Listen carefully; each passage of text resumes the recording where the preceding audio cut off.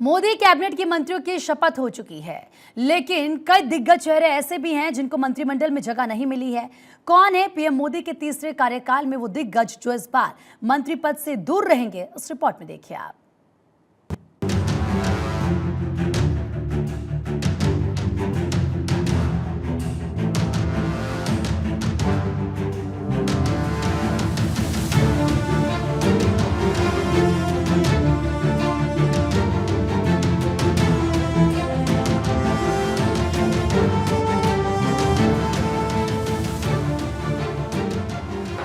मैं नरेंद्र दामोदर दास मोदी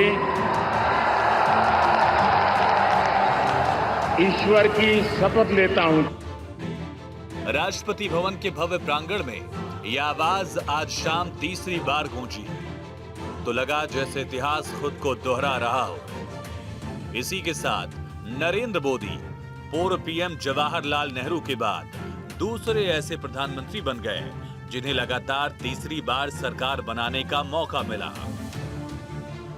नरेंद्र मोदी ने भारत के प्रधानमंत्री पद की शपथ ली, तो उनके साथ उनके मंत्रिमंडल को भी शपथ दिलाई गई।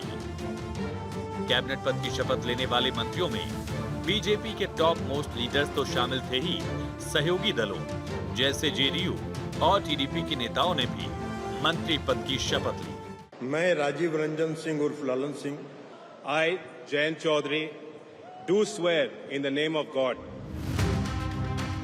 लेकिन कुछ ऐसे चेहरे भी थे जो इस प्रांगण में मौजूद तो थे, लेकिन शपथ के लिए मंच पर नहीं बल्कि दर्शक दीर्घा में। ये मोदी मंत्रिमंडल के वो पुराने चेहरे थे जिन्हें इस बार जगह नहीं मिली।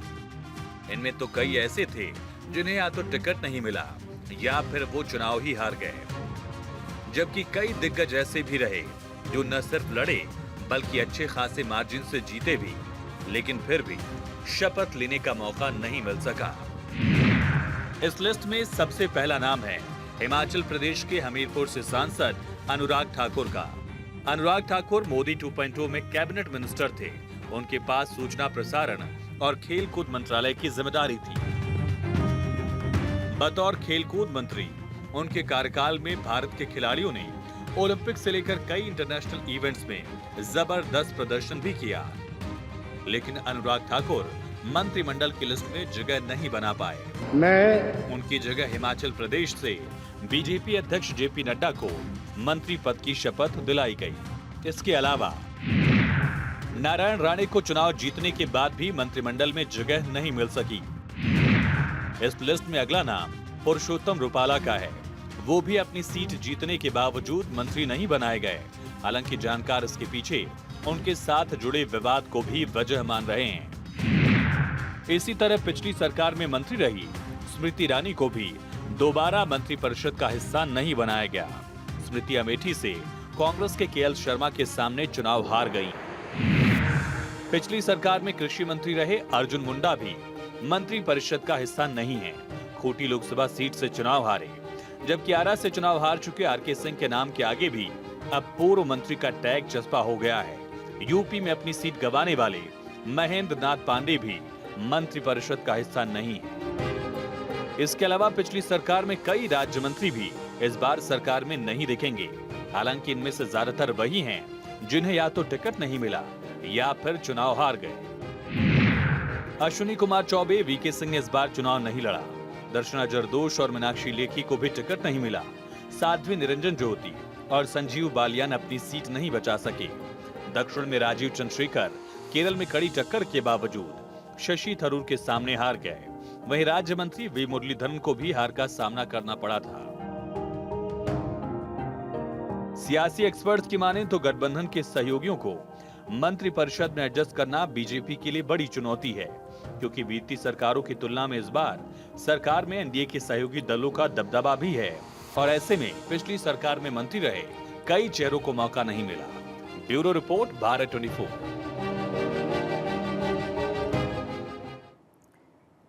पीएम मोदी के साथ 71 सांसदों ने भी मंत्री पद की शपथ ली, जिसमें पीएम मोदी के अलावा 30 सांसदों ने कैबिनेट मंत्री पद की शपथ ली, जबकि 5 ने राज्य मंत्री स्वतंत्र प्रभार और 36 मंत्रियों को राज्य मंत्री पद की शपथ दिलाई गई। लेकिन 5 सांसद ऐसे भी रहे जो हाल फिलहाल में मुख्यमंत्री भी रहे हैं और अब उन्हें केंद्र में भी बड़ी भूमिका दी गई है। यानी कि मोदी 3.0 में कम से कम 5 ऐसे नेता हैं जिन्हें राज्य चलाने का अच्छा खासा अनुभव है। कौन है ये दिग्गज, देखिए हमारी इस खास रिपोर्ट में।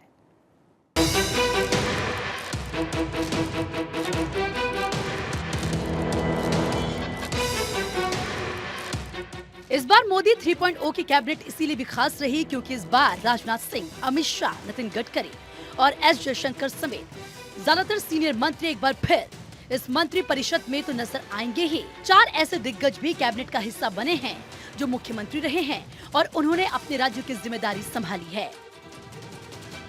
इसमें सबसे पहला नाम है शिवराज सिंह चौहान का। शिवराज सिंह चौहान ने भी केंद्रीय मंत्री के रूप में शपथ ली और उन्हें बीजेपी अध्यक्ष जेपी नड्डा के बाद 5वीं वरीयता में शपथ दिलाई गई। और निष्ठा रखूंगा। मैं भारत की प्रभुता और अखंडता अक्षुण्ण रखूंगा। मैं संघ के मंत्री के रूप में अपने कर्तव्यों का श्रद्धा पूर्वक और शुद्ध अंतःकरण से निर्वहन करूंगा। शिवराज सिंह चौहान इससे पहले 4 बार मध्य प्रदेश के मुख्यमंत्री रह चुके हैं। उन्होंने करीब 17 साल तक मध्य प्रदेश की कमान संभाली है। वो मध्य प्रदेश के इतिहास में सबसे लंबे वक्त तक मुख्यमंत्री रहने वाले बीजेपी के इकलौते नेता हैं। हालांकि 2023 विधानसभा चुनाव में जीत के बाद बीजेपी ने मोहनलाल यादव को मुख्यमंत्री बनाया और शिवराज सिंह चौहान को लोकसभा का टिकट दिया गया। शिवराज सिंह चौहान रिकॉर्ड 6 बार लोकसभा सांसद भी रह चुके हैं और इस बार भी उन्होंने विदिशा लोकसभा सीट से रिकॉर्ड 8,20,000 वोटों से जीत दर्ज की है। मनोहर लाल आरएसएस के बैकग्राउंड से आते हैं और वो 2014 में तब चर्चा में आए थे जब कई बड़े चेहरों को दरकिनार कर उन्हें हरियाणा का मुख्यमंत्री बनाया गया। इसके बाद 2019 में भी उन्हें मुख्यमंत्री बनाया गया। मैं भारत की प्रभुता और अखंडता अक्षुण्ण रखूंगा। मैं संघ के मंत्री के रूप में अपने कर्तव्यों का श्रद्धापूर्वक और शुद्ध अंतःकरण से निर्वहन करूंगा। हालांकि आम चुनाव से कुछ वक्त पहले ही पार्टी ने बड़ा फेरबदल करते हुए उनकी जगह प्रदेश अध्यक्ष नायब सैनी को मुख्यमंत्री बना दिया और मनोहर लाल को करनाल से लोकसभा चुनाव लड़वाया गया। असम के सर्बानंद सोनोवाल कैबिनेट मंत्री के रूप में शपथ लेने वाले ऐसे तीसरे मुख्यमंत्री हैं। 2016 में जब बीजेपी ने पहली बार असम में जीत दर्ज की तो सर्बानंद सोनोवाल ने असम की सीएम पद की शपथ ली थी। वो पूरे 5 साल इस पद पर रहे, लेकिन 2021 में जीत के बाद उनकी जगह पार्टी ने हिमंता बिस्वा शर्मा को असम का सीएम बनाया, जिसके बाद सर्बानंद सोनोवाल को केंद्रीय मंत्री बना दिया गया। इस बार पार्टी ने उन्हें डिब्रूगढ़ लोकसभा सीट से मैदान में उतारा, जहां से उन्होंने बड़ी जीत दर्ज की और अब उन्होंने तीसरी बार केंद्र में मंत्री पद की शपथ ली है।